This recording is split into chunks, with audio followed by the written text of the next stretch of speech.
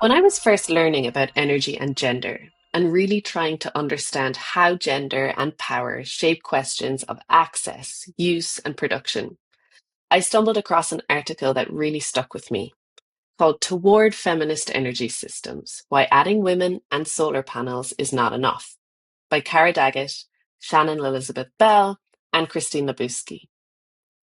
The article connects fossil fuel and authoritarianism, drawing links between political leaders, gender backlash, and fossil fuel use, or as the article itself describes, the historic role of fossil fuel systems in buttressing white patriarchal rule. And so I was hooked. I had this new language for why these strongman political leaders had such deep connections to fossil fuel companies and saw fossil fuel extraction as an exertion of domination, force, even toxic masculinity. As we advocate for energy justice at We Do, Mara Dolan, US Programs Coordinator, and I, Sinead Magner, Program and Policy Coordinator, sat down with Cara Daggett, the coiner of the term Petro-Masculinity, to learn more about her perspective. To start us off, we asked Cara to define the term she coined, Petro-Masculinity, and explain how it brings together questions of gender, energy, and power. Term for me, petromasculinity, is pointing to a relationship between gender hierarchies or gender domination and the exploitation of energy and the way that that is connected to political power. I came up with this term back in the first Trump administration, which is when I started writing this piece right after Trump's first election. And I was frustrated that the misogyny and anti-feminist gender politics of the right in the US was being analyzed and contested as very different from the fossil fuel politics and climate denial. And it still is. It still is, which is understandable, right? Because that's how it's been presented to us. Honestly, it's a liberal framing of a separation between so-called personal politics, which is often how gender is framed, and the economy, which is supposedly separate.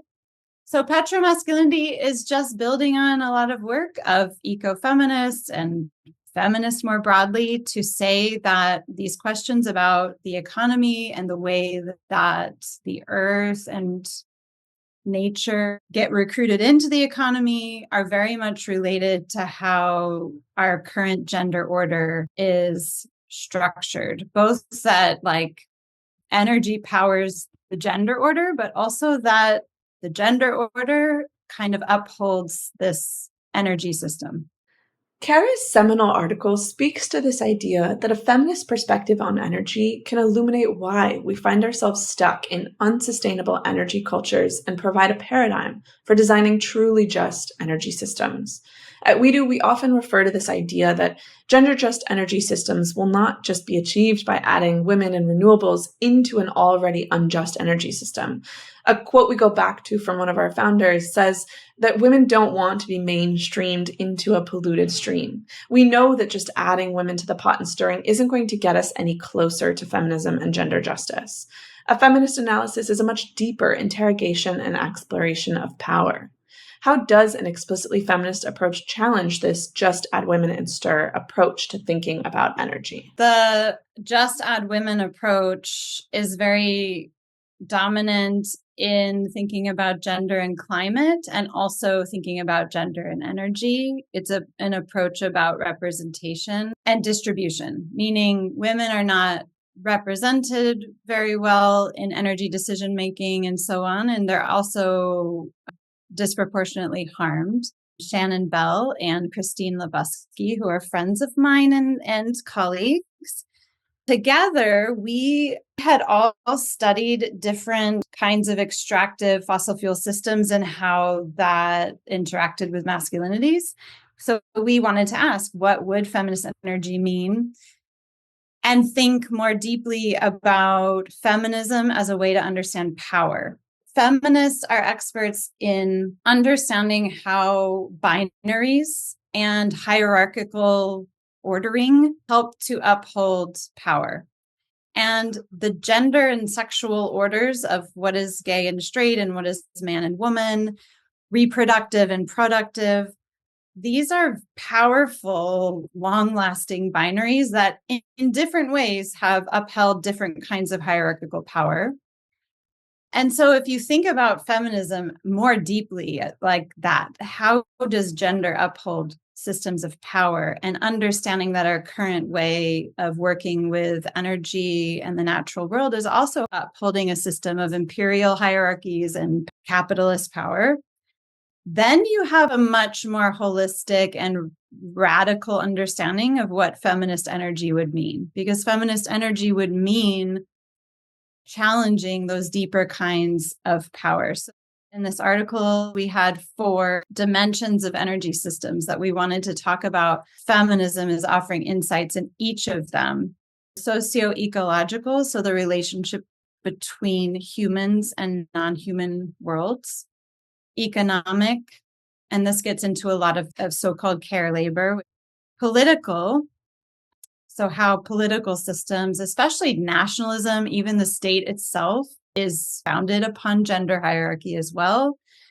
And technological, kind of refusing this idea that feminism or women means anti-technology, but really questioning, thinking about technology as ways that you make change in the world, and thinking about for whom and for what is technology. So our current systems of technology are very much not developed by people in the interest of people and serving the communities where they're deployed. So that would, for example, be a feminist approach. Really, the purpose of the article was explode the idea and say, look at all of these questions, so many questions and so many kinds of focuses that you could have with a feminist lens. It's not just about like having women install solar panels. And I'm not against women installing solar panels, but to me, that is such a shallow and narrow addition of gender to the equation. What Cara's work on feminist energy systems makes clear is that applying a feminist lens to extractivism and energy reveals something much deeper. Feminists think about extractive economies and ask, extraction of what? Extraction of whom? A feminist lens opens up the discussion to reveal not only extraction of fossil fuels, but extraction of labor from bodies, extraction of minerals from the earth, at the cost of ecosystems and communities. The reality is that our current economies are built on the backs of care workers, domestic workers, many of them unpaid, and exploited workers in mineral supply chains. We know that we really need to interrogate the concept of work. What counts as work and is valued as work? Who do we consider to be workers? And what kind of work powers our energy systems and powers our lives? And the just transition also demands a strong labor focus, a realization that labor rights, including the right to collectively bargain, social dialogue, and so forth, are essential to the realization of justice, gender equality, and racial equity in an emerging renewable energy economy. So, how can a feminist analysis help us to understand and engage with the labor component of the energy transition? Work became really central to my research by surprise. And the first research I did on energy was for my book, The Birth of Energy, which is about the 19th century creation of energy as a science. I wanted to understand energy in the 19th century in a political context, because it emerges in the context of imperialism and the birth of engineering and the acceleration of capitalism. Very quickly, it became apparent to me that when energy enters as a scientific term, which I was surprised that didn't happen until the middle of the 19th century. I thought it was going to be this like older historical term like matter or force. When energy becomes this modern term, it is so tightly bound up with what we might think of as a Western work ethic and what other historians have called productivism. First of all, the definition of what is productive gets solidified, but then the preference and valuation of what is called productive And we see this, I think, in our lives just deeply, even in so-called reproductive activities, like that the reproductive activities also should be more productive, more efficient, and so on and so forth. And this is really tightly bound with the expansion of fossil fuel energy and the ideas about what's the good use of energy. And I think it even infects some leftist visions around work and energy, that we are still valuing something that's productive, even something that's like dynamic, as opposed to other kinds of activities. In the book, and then since then, I've been really influenced by post-work movements, especially feminist critiques of work, starting with wages for housework. But even someone like Kathy Weeks, her book, The Problem with Work, Kathy Weeks and some of these other critiques of work don't necessarily have an environmental angle, especially not until more recently. But the critiques that they have of work culture, I think, are really important to the study of energy. So for me, it's like, how do you not just have a value reversal where we're saying, oh, we don't like productivists, so we like reproductivist, or we don't like dynamism, so we like stillness. I mean, I think those are interesting questions, but it's also, how are these binaries already like oversimplifying human life? What are other ways that we can talk about the meaning of the activities that we do in our life, even getting outside of this productive, reproductive binary? So levers like wages for housework, care work, like recognizing those, I think those are such important tactics for recognizing the way our current system is working. But then when we think about big visions, I don't have the answer, but I just really always want to be pushing against productivism. I don't know that we can have a productivist economy that is sustainable, is the problem. As the We Do US programs coordinator, I'm always thinking about the critical connections between US policy and global justice work. With energy in particular, some really hard questions arise when we think about extraction, critical minerals mining, and how these global supply chains, exploitations, and trade injustices are often what create the renewable energy that lowers emissions in the US, and how we know we cannot build a renewable future on the backs of communities in the global South for the benefit of those in the global North. Can you speak a little bit about how you see internationalism at the core of feminist energy justice and energy justice broadly? It's the core problem, because also so many Green New Deals are very nationalist in nature. Even like the EU Green New Deal is kind of within the EU. And of course, there's all this new scholarship around green extractivism and neo-imperialism. One thing I'm tracking is looking at narratives of how fossil fuels are advocated for. And in my mind, there are three: jobs, independence, and price. And I think the jobs and price, those very much correspond to kind of a business as usual economy, productivist, and so on. But they are very powerful. And I think probably point to that question of negotiating with labor unions around what's the meaning of work. But the independence one is really interesting for feminists, because a lot of feminist theory is about recognizing the fundamental dependency of life, of all life. Life itself is inherently about intra-dependency. And what I notice is these narratives about fossil fuels are mapped onto wind and solar and green projects. And so there's this promise or dream that the advantage of solar, for example, is independence. And it's a tricky thing to critique, but I think one way that you can see this having a negative edge to it is that solar panels and wind turbines, they are inherently part of global supply chains. So it's not only that we have dependency with the non-human world, like we very much are still in a globalized space. And so for me, it's both like the insight is about dependency. What kind of work could we do politically when we recognize dependency as part of how we relate to ecologies? But then also that overcomes this binary between pure and dirty, or sacrifice zones and natural parks, or this idea that to protect nature means that humans should have no part of nature.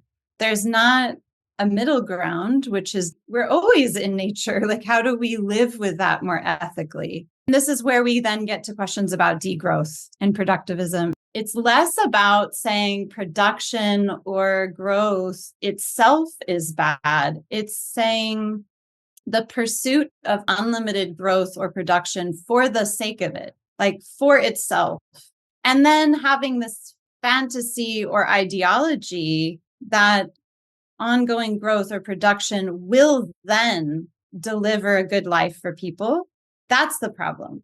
Degrowth to me means getting rid of the growth ideology, not necessarily of saying no one can ever grow or make things ever. I don't think that the solution is to be really purists about like, we have to have this perfectly, pure energy system that doesn't harm anything or anyone. We have to sort of stay with the trouble and be responsible for the fact that living involves interacting and engaging with ecologies. But we also have to then ask, what energy do we need for what, and what are the costs of that? And that then gets us again into the questions of growth and really hard questions. Like, for example, AI is so energy intensive. All the data accumulation is, it's not a new thing. This idea that data just freely accumulates is this other example of how we don't want to ask the question about how much energy do we need. We just want to assume that we can have endless energy increase for all time. These threads around jobs, independence, and price that are present in fossil fuel narratives also really scream this potential connection to authoritarianism. The right in the US, like Trump and Elon Musk, are using language around a national energy emergency, jobs, independence, and price in relation to energy, but maybe in different ways. This relationship between Petro-Masculinity as a connection between masculinity and fossil fuels, with the type of masculinity embodied by Elon Musk, an eco-modernist sort of techno-bro, is really complex. This new masculinity seems friendlier to renewable energy and does not necessarily see fossil fuels as its core goal, but it's very much the same ideology of exploitation and domination that is present and characterized by Petro-Masculinity, but perhaps through more of a technological response. Can you talk about the relationship between these two types of masculinities, and how do these masculinities around gender and energy and the narratives that they perpetuate exist in relationship to each other? This question about Elon Musk, to be honest, is something I'm in the middle of thinking about. And since I wrote this article about Petro-Masculinity, that is like the number one question I received way before Musk became whatever he is right now. So it's always been on people's mind because they can see clearly, like the tech bros, as you say, have their own misogyny, like clearly have anxiety about gender in a very similar way that I identified gender anxiety on the right. And yet Elon Musk for a long time was held up as a potential climate hero. It's hard to remember those days, but he was. And there are still figures like this, maybe not Musk anymore, but there are still these tech bros who are going to save us with their ability to like drive innovation and whatnot. I will say two things, because on the one hand, it's easy to find the continuities. And especially if you take a concept like extractivism and you think about how just because something is supposedly green or run by wind or solar doesn't mean it's not extractivist.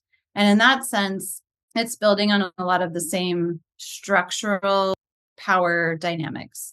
On the other hand, I think the aesthetic differences are really important, and also where they tend to go politically, because their political programs are not totally the same. And I don't ever like to predict the future. I'm more of a historian, but you can see that there is tension between the kind of like strong neoliberalism and the authoritarianism at the same time that these two modes of politics have always been related. Like authoritarianism and neoliberalism have always been tightly connected. But the difference, again, is the aesthetic piece, because I think the difference is how they mobilize themselves culturally and ideologically, how they get public buy-in and embrace. And I think this is what Trump does for Musk. On the one hand, you could say the Silicon Valley, this Peter Thiel kind of Elon Musk project has some dominance. I think in the United States, techno-optimism is pretty dominant. But on the other hand, it's not very politically popular, the neoliberal piece of it, like their political piece. And that's why we saw so much populism on the right. It's important to understand that they're ultimately connected, and feminism helps me do that because their gender project is very similar. And I think also even something like dependency is really important to interrogate both of them, like fears of dependency. So I've been looking at the ideologies of Silicon Valley, and it's all about wanting to live forever, wanting to never be sick. Is this like extreme individualism, not needing to depend on anyone else? And that's a very masculinist ideology. And then the authoritarian version of that, I think, is more cognizant that independence is a political project, meaning it requires you to dominate other people who then serve your achievement of independence. And maybe that's the difference, is like, how do you achieve this independence? I think the authoritarian version is more clear-eyed about like, well, we need women to be subordinated. We need racialized workforce. We need immigrants. We need all these kind of domination projects. And I think the dream of Silicon Valley is like, there could be this innocence because somehow technology itself will mean we don't need people at all. Like, not only do we not need people, we don't even need the earth. We can sort of float off and be just pure individuals. And I think the way fossil fuels connect to Musk is that it's with fossil fuels in the 19th century that some people first got this idea that they truly could transcend the earth. Some of it's the earth is disposable, but some of it is the earth is not necessary. Like the vision is, I don't want to depend on the earth. I want to use the earth if I have to, but like if I don't have to, that would be great. And that goes with people too. Some people are disposable and some people you need them, but you sort of wish you didn't. Maybe that's their relationship to women. All that talk of floating off into space and not needing others or not needing the earth requires a little grounding.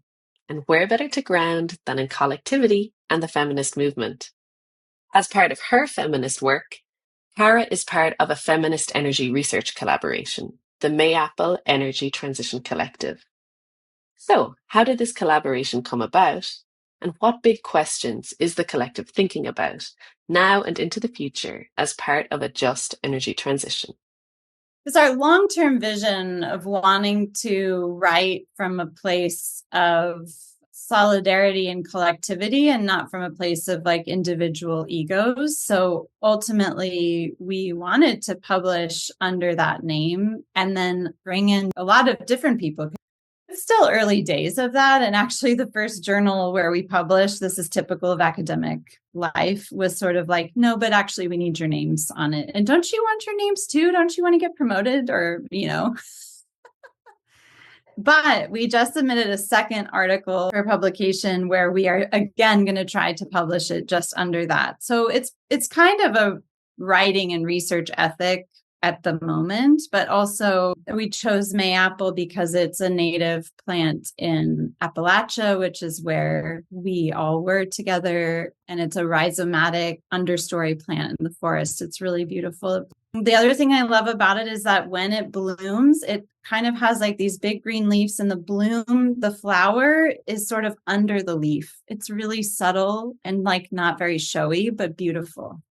And the latest paper we just submitted is called Putting Metrics Last. And this was something we noticed looking at energy justice and how it's been entering in the policy world, and how all these efforts to try to metrify it, to like put it into numbers and have scorecards, and how that really flattens how we understand justice. And once you bring in some of these frameworks, you're already leaving out important things. And basically, our argument was that metrics can come in and play a role for feminists, but they should be in service to predefined values of the group and what their political needs are.